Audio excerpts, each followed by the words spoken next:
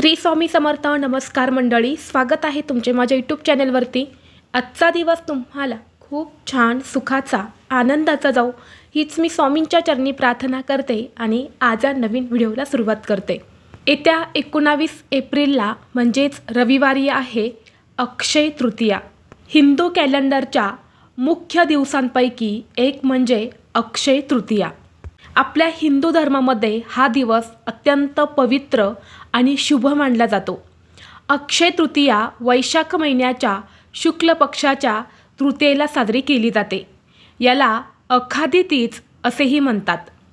अक्षय म्हणजे जे कधीही संपत नाही आणि म्हणूनच असे म्हटले जाते की अक्षय तृतीया ही अशी तिथी आहे ज्यामध्ये सौभाग्य आणि शुभ परिणामांचा कधीही क्षय होत नाही. या दिवशी केलेले कार्य मनुष्याच्या जीवनात कधीही न संपणारे शुभफळ देते. म्हणूनच असे म्हटले जाते की या दिवशी एखादी व्यक्ती जिंकल्यानंतरही चांगले कर्म आणि दान करते. त्याचे शुभ परिणाम मोठ्या प्रमाणात मिळतात आणि शुभ परिणामांचा प्रभाव हा कधीच संपत नाही. अक्षय तृतीयेचा दिवस हा 3.5 शुभ मुहूर्तांपैकी असलेला एक शुभ मुहूर्त आहे. याच दिवशी भगवान श्रीहरी विष्णूंनी पृथ्वीवरती परशुरामाच्या रूपात पृथ्वीवरती अवतार घेतला. तसेच या अक्षय तृतीयेच्या दिवशी अन्नपूर्णा जयंती ही सुद्धा साजरी केली जाते आणि म्हणून या दिवशी आई अन्नपूर्णेची पूजा केली जाते आणि भंडारदरा भरून ठेवण्यासाठी या आईकडून म्हणजेच अन्नपूर्णा मातेकडून वरदान मागितले जाते. अन्नपूर्णेच्या पूजेने स्वयंपाकघर आणि जेवणाची चव वाढत असते. आता अक्षय तृतीयेचा दिवस हा 3.5 शुभ मुहूर्तांपैकी एक असल्याने या दिवशी सोने चांदी खरेदी करणे खूप शुभ मानले जाते. असे म्हणतात की या दिवशी सोने चांदी खरेदी केल्याने ते आपल्यावर कधीही मोडण्याची किंवा विकण्याची वेळ येत नाही. या दिवशी सोने चांदी खरेदी केल्याने घराची भरभराट होते, घराकडे लक्ष्मी ही आकर्षित होते आणि आपल्या घरामध्ये कधीही धनसंपत्ती ही कमी पडत नाही. परंतु आता सोन्याचे नावसुद्धा आपल्या तोंडात घेतले तरी आपल्याला भीती वाटते. कारण सोन्या चांदीचे भाव हे इतके वाढलेले आहे की आपल्यासारख्या सर्वसामान्य माणसांना खरंच सोनं खरेदी शक्य नाही. परंतु तुम्हाला माहीत आहे का, या अक्षय तृतीयेच्या दिवशी सोन्या चांदीपेक्षाही मौल्यवान अशा काही वस्तू आहेत ज्या आपण खरेदी केल्या तर आपल्या घराची भरभराट होईल. माता लक्ष्मीचा अखंड कृपा आशीर्वाद आपल्या घरावर राहील. आणि जर या अक्षय तृतीयेच्या शुभ मुहूर्तावरती ह्या वस्तू जर तुम्ही खरेदी केल्या तर या वस्तूंमुळे आयुष्याचं सोनं हे झाल्याशिवाय राहणार नाही. तुमच्या आयुष्यात सोन्यासारखे दिवस येतील. तर अशी कोणती वस्तू आहे जी सोन्या चांदीपेक्षाही मौल्यवान आहे आणि जी आपल्याला अक्षय तृतीयेला खरेदी करायची आहेत, यानंतर त्या वस्तूंचं काय करायचं आहे याबद्दलची संपूर्ण माहिती या व्हिडिओमध्ये मी तुमच्यासोबत शेअर करणार आहे. त्यामुळे तुम्ही हा व्हिडिओ स्किप न करता शेवटपर्यंत नक्की पहा. चॅनलवरती नवीन असाल तर सबस्क्राईब करा आणि असेच माहितीपूर्व नवनवीन व्हिडिओ पाहण्यासाठी बेल आयकॉनलाही प्रेस करा. म्हणजे जेव्हा कधी मी नवीन व्हिडिओ अपलोड करेल त्याचं नोटिफिकेशन सर्वात अगोदर तुम्हाला भेटेल आणि तुम्ही एक पण व्हिडिओ मिस करणार नाही. तसेच हाईप बटन देखील क्लिक करा. तर पहा, आज या व्हिडिओमध्ये मी तुम्हाला ज्या वस्तू सांगणार आहे तर ह्या वस्तू अक्षय तृतीयेच्या दिवशीच खरेदी करायच्या आहेत. त्याच्या अगोदर तुम्हाला खरेदी करायच्या नाही. कारण अक्षय तृतीयेच्याच दिवशी आपण सोनं चांदी खरेदी करतो आणि म्हणून त्याच दिवशी ह्या वस्तू तुम्हाला खरेदी करायच्या आहे. ही सगळ्यात महत्त्वाची गोष्ट तुम्हाला लक्षात ठेवायची आहे. ज्या वस्तू मी तुम्हाला सांगणार आहे तर ह्या अतिशय स्वस्त वस्तू आहेत, सोन्या चांदीपेक्षाही मौल्यवान आहेत आणि खरं तर सोन्या चांदीपेक्षाही याच वस्तूंचा खरा मान आहे. या वस्तू जर तुम्ही या अक्षय तृतीयेला खरेदी केल्या तर अक्षय पुण्य आणि समृद्धी तुम्हाला प्राप्त होईल. ह्या वस्तू इतक्या शुभ मानल्या जातात की या वस्तूंची खरेदी केल्याने तुमच्या आयुष्यात भरभराट येईल आणि तुम्हाला कधीही धन संपत्ती पैसा हा कमी पडणार नाही. आता जर तुम्हाला एखादा नवीन व्यवसाय सुरू करायचा असेल तर तो तुम्ही अक्षय तृतीयेला करू शकता. कारण त्यामध्ये कधीही तोटा होत नाही. नवीन घर, नवीन वाहन किंवा एखादी नवीन वस्तू खरेदी करायची असेल तर तीसुद्धा तुम्ही करू शकता, कारण ते कधीही संपत नाही. ती कधी मोडण्याची किंवा विकण्याची वेळ आपल्यावरती येत नाही. याचा मागचा अर्थ हा असाच होतो. म्हणून ह्या गोष्टी तुम्ही खरेदी करूच शकतात. आता हा सण फक्त सोनं चांदी खरेदी करण्याचाच आहे का, तर अजिबात नाही. हा दिवस आपल्या पितरांना देखील समर्पित असतो. या दिवशी आपल्या पितरांची सुद्धा सेवा करायची असते. पितरांच्या सेवेसोबतच आपल्याला भगवान श्रीहरी विष्णू आणि माता लक्ष्मी यांची सुद्धा सेवा करायची आहे. कारण या दिवशी भगवान श्रीहरी विष्णू आणि माता लक्ष्मी यांची एकत्रित पूजा केल्याने त्यांचा मिळणारा कृपा आशीर्वाद हा आपल्याकडे अक्षय राहत असतो आणि आपल्या घरातून लक्ष्मी ही कधीही काढता पाय घेत नाही. आता आपल्याला या अक्षय तृतीयेला अशा कोणत्या वस्तू खरेदी करायच्या आहेत ते आपण पाहणार आहेत. या वस्तू खरेदी केल्यामुळे घरामध्ये सुख, शांती, समृद्धी अगदी भरभरून येते. त्यामध्ये सगळ्यात महत्त्वाची वस्तू म्हणजे मातीचा घडा. आता अक्षय तृतीया ही उन्हाळ्यामध्ये येते आणि या दिवशी मातीचा नवीन घडा खरेदी करणे आणि तो पाण्याने भरून दान करणे याला जलदान म्हणतात. आणि हे दान सोन्याच्या दाना इतकेच प्रभावी मानले जाते. त्यामुळे पितरांचा आशीर्वाद हा प्राप्त होतो आणि घरात शीतलता व शांती नांदत असते. आता जर तुमचे सासू सासरे हयात नसतील तर या अक्षय तृतीयेला तुम्हाला करा आणि केळी ही खरेदी करायची आहेत.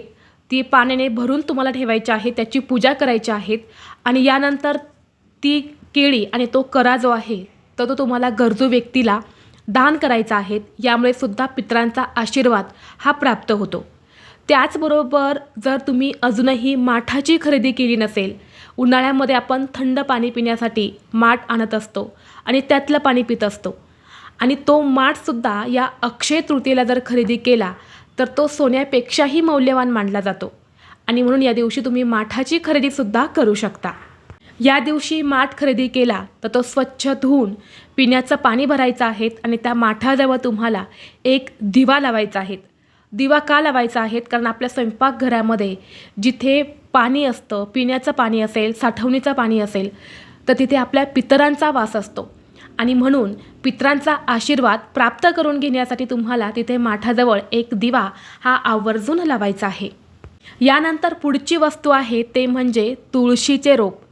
आता तुळशीचं रोप जर तुम्हाला सांगितलं तर ती खूप साधारण गोष्ट वाटेल, परंतु खरं सांगू का, तुळशीला साक्षात माता लक्ष्मीचं प्रतीक मानलं जातं आणि तुळस ही भगवान विष्णूंना अत्यंत प्रिय आहे.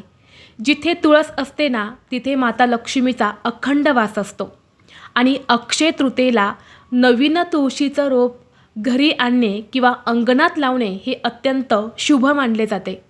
या दिवशी तुळशीचं रोप खरेदी केल्याने घरातील नकारात्मक ऊर्जा दूर होऊन सकारात्मकता वाढते आणि घरातील दारिद्र्य, गरिबी ही कायमची दूर होते. यानंतर पुढची वस्तू आहे ते म्हणजे एखादी पिवळी वस्तू किंवा पिवळे वस्त्र. आता पिवळी वस्तू किंवा पिवळं वस्त्र हे का खरेदी करायचं आहे?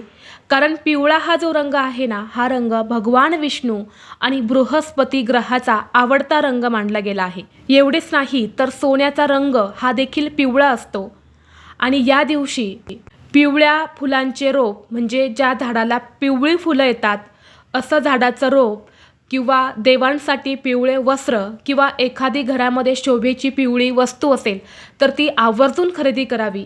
यामुळे गुरुग्रहाचे पाठबळ मिळून भाग्योदय होतो. यानंतर पुढची वस्तू आहे ते म्हणजे सैंधव मीठ.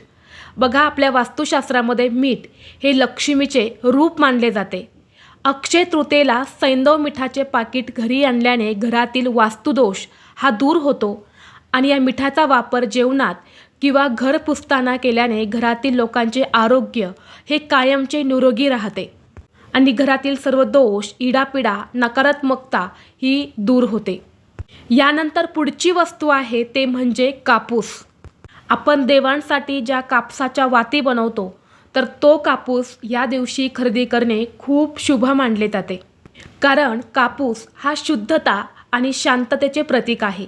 या दिवशी कापूस किंवा कापसाच्या वाती खरेदी करणे खूप शुभ मानले गेले आहे. देवासमोर दिवा लावताना या नवीन कापसाचा वापर केल्याने घरातील वातावरण हे मंगलमय, पवित्र राहते आणि मानसिक शांतता ही मिळत असते. आणि म्हणून या अक्षय तृतीयेला तुम्हाला कापूस किंवा कापसाच्या वाती खरेदी करायच्या आहेत आणि त्याची वात दिव्यामध्ये लावून शुद्ध गाईचं तूप घालून असा दिवा तुमच्या घरामध्ये लावायचाच आहे. यामुळे घरातील वातावरण हे पवित्र आणि शुद्ध होते. यानंतर पुढची वस्तू आहे ते म्हणजे बार्ली, ज्याला जव असं देखील म्हटलं जातं. तर बार्ली हे एक धान्य आहे.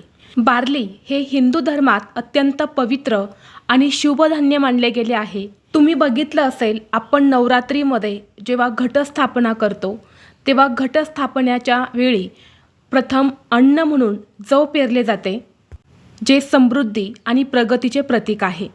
पुराणिक कथेनुसार ब्रह्मदेवाने सृष्टीच्या निर्मितीनंतर वनस्पतीमध्ये पहिले पीक म्हणून जव विकसित केले होते. त्यामुळे याला ब्रह्मस्वरूप असे मानले जाते आणि या दिवशी ही जव खरेदी करणे खूप शुभ मानले जाते.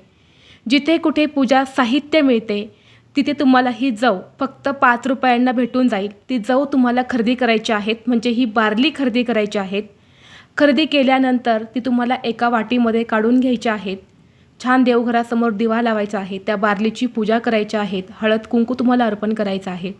यानंतर एक लाल रंगाचा कपडा घेऊन त्यामुळे तुम्हाला ही बार्ली बांधून, ही जी बार्लीची पोटली आहे तर ही तुम्हाला पैशांच्या तिजोरीमध्ये ठेवायची आहेत.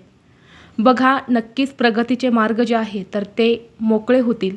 आपल्या घरात सुख, शांती, समृद्धी नांदू लागेल आणि आपल्या घराची भरभराट होईल. म्हणून या दिवशी तुम्ही बार्ली ही अवश्य खरेदी करायची आहे. त्याचबरोबर पुढची वस्तू आहे ते म्हणजे झाडू. दिवाळीच्या दिवशी आपण लक्ष्मीपूजनाला लक्ष्मी स्वरूप झाडूची पूजा करत असतो. तर अक्षय तृतीयेच्या दिवशी तुम्ही छोटीशी शिराई किंवा झाडू जो आहे तर तो आवर्जून खरेदी करायचा आहे.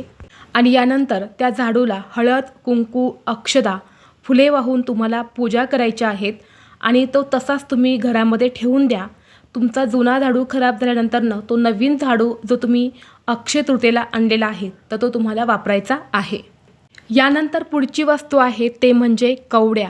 बघा, कवड्या या माता लक्ष्मीला अत्यंत प्रिय आहे. जर तुम्ही माता लक्ष्मीचा कोणताही फोटो पाहिला असेल किंवा मूर्ती बघितली असेल तर माता लक्ष्मीच्या गळ्यामध्ये कवड्यांची माळ ही अवश्य असते. कवड्या या आपल्या घराकडे लक्ष्मीला आकर्षित करण्याचं काम करत असतात आणि म्हणून बऱ्याच देवघरांमध्ये कवड्या या अवश्य ठेवलेल्या असतात. आणि या कवड्यांची आपण नवरात्रीमध्ये पौर्णिमेला सेवा जी आहे तर ती करत असतो. आणि जर तुमच्या घरामध्ये अजूनही कवड्या नसतील, 5 किंवा 7 या संख्येमध्ये आपल्याला खरेदी करायच्या आहेत. आणि जर तुमच्याकडे अगोदरच्याच कवड्या असतील तर ते तुम्हाला खरेदी करण्याची गरज नाही. या दिवशी कवड्यांची खरेदी करायची आहेत आणि त्यांची सेवासुद्धा तुम्हाला करायची आहेत. आणि या दिवशी आपल्याला ह्या कवड्या ज्या आहेत तर त्यांची पूजा करून अन्नपूर्णा मातेजवळ ठेवायच्या आहेत. यामुळे आपल्या घरात अखंड लक्ष्मी वास करेल. यानंतर पुढची वस्तू आहे ते म्हणजे अन्नपूर्णा मातेची मूर्ती. बघा, आपल्या हिंदू धर्मामध्ये अन्नपूर्णा मातेला खूप जास्त महत्त्व आहे. आपण विशेष काही अशी अन्नपूर्णा मातेची पूजा करत नाही, परंतु अक्षय तृतीयेच्या दिवशी अन्नपूर्णा जयंती ही सुद्धा साजरी केली जाते. म्हणजेच अन्नपूर्णा मातेचा वाढदिवस आपण साजरा करत असतो. या दिवशी माता पार्वतीने अन्नपूर्णा स्वरूपात जन्म घेतला आणि म्हणून आपण हा दिवस जो आहे तर तो साजरा करत असतो. जर तुमच्या घरामध्ये अजूनही अन्नपूर्णा मातेची मूर्ती नसेल तर ती आवर्जून तुम्हाला खरेदी करायची आहे. आणि जर मूर्ती असेल तर त्याची तुम्हाला पूजा ही देखील करायची आहे. यानंतर पुढची वस्तू आहे ते म्हणजे पिवळी मोहरी. बघा, या दिवशी पिवळ्या मोहरीची खरेदी करणे हे देखील सोन्यापेक्षाही मौल्यवान समजलं जातं. पिवळी मोहरी ही अत्यंत महत्त्वाची आहे. या दिवशी पिवळी मोहरी खरेदी करून त्याची पूजा केल्याने घरामध्ये सकारात्मक ऊर्जेचा प्रवाह जो आहे तर तो खूप जास्त वाढतो आणि घरातील नकारात्मक ऊर्जा ही नष्ट होऊन माता लक्ष्मीचा भरभरून आशीर्वाद हा प्राप्त होतो. आपल्या घरामध्ये सुख समृद्धी नांदते. त्यामुळे या दिवशी तुम्हाला पिवळी मोहरी ही आवर्जून खरेदी करायची आहे. तसेच या अक्षय तृतीयेच्या दिवशी पितळाची भांडी ही सुद्धा खरेदी करणे खूप शुभ मानले जाते. जर आपल्या घरामध्ये या दिवशी पितळाची भांडी आपण खरेदी करून आणली तर घरामध्ये संपत्ती वाढत असते. अन्नधान्याचा पुरवठा जो आहे तर तो कधीही कमी पडत नाही. त्यामुळे शक्य असेल तर एखादं तांब्याचं भांडं जे आहे तर ते आवर्जून खरेदी करावं. त्याचबरोबर पुढची वस्तू आहे ते म्हणजे श्रीयंत्र. बघा, श्रीयंत्र हे माता लक्ष्मीचं आसन मानलं जातं आणि माता लक्ष्मी ही तिचे आसन सोडून कधीच कुठे जात नसते. जर हेच श्रीयंत्र आपल्या घरामध्ये असेल, आपल्या देवघरामध्ये असेल, तर आपल्या घरातून लक्ष्मी ही कधीच कुठे जात नाही. जर या दिवशी श्रीयंत्राची खरेदी केली तर आपल्या घरातील आर्थिक चणचण जी आहे तर ती दूर होते. घरात पैसे येण्याचे सर्व मार्ग हे देखील मोकळे होतात. आणि म्हणून जर तुमच्या देवघरामध्ये अजूनही श्रीयंत्र नसेल तर ते खरेदी करायचं आहे आणि त्यावरती कुंकुम अर्चन जे आहे तर ते तुम्हाला आवर्जून करायचं आहे. आता जर तुमच्याकडे श्रीयंत्र असेल तर मग नवीन खरेदी करायचं का, तर अजिबात नाही. ते श्रीयंत्र तुम्हाला स्वच्छ करून घ्यायचं आहेत आणि त्यावरतीच तुम्हाला कुंकुम अर्चनची सेवा करायची आहेत. आणि जेव्हा तुम्ही हे कुंकुम अर्चन करणार आहे तेव्हा तुम्हाला नवरनाव मंत्राचं पठण करायचं आहे. ओम ऐं ह्रीं क्लीं चामुंडाय विच्छे हा नवरनाव मंत्र म्हणत तुम्हाला त्या श्रीयंत्रावरती कुंकुम अर्चन करायचं आहे. किंवा ओम श्री महालक्ष्मी नमः हा मंत्र देखील तुम्ही म्हणू शकता. त्याचबरोबर या दिवशी कासव खरेदी करणे हे सुद्धा खूप शुभ मानले जाते. बघा, कासव हा भगवान श्रीहरी विष्णूंचाच एक अवतार आहे. कासवाची पाठ जी आहे तर ती बघा कशी टणक असते, मजबूत असते.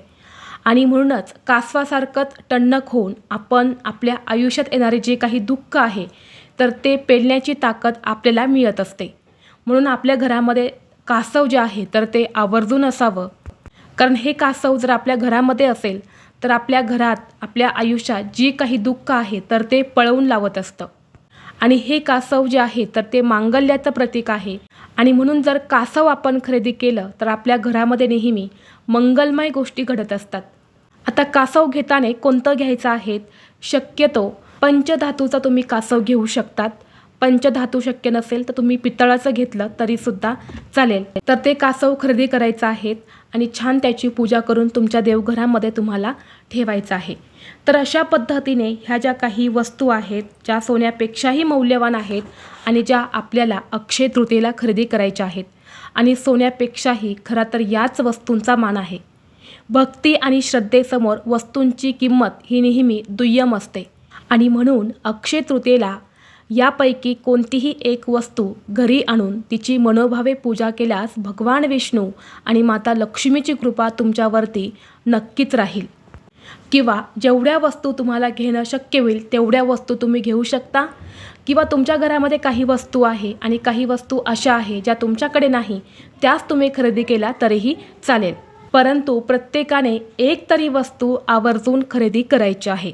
तर ही अत्यंत महत्त्वाची माहिती मला तुमच्यापर्यंत शेअर करायची होती. व्हिडिओ तुम्हाला आवडला तर लाईक करा, चॅनलवरती नवीन असाल तर सबस्क्राईब करा आणि हा व्हिडिओ आपल्या मित्रपरिवारासोबत जास्तीत जास्त शेअर करा. चला तर मग भेटू असंच पुढल्या एका नवीन व्हिडिओमध्ये. तोपर्यंत सर्वांना श्री स्वामी समर्थ.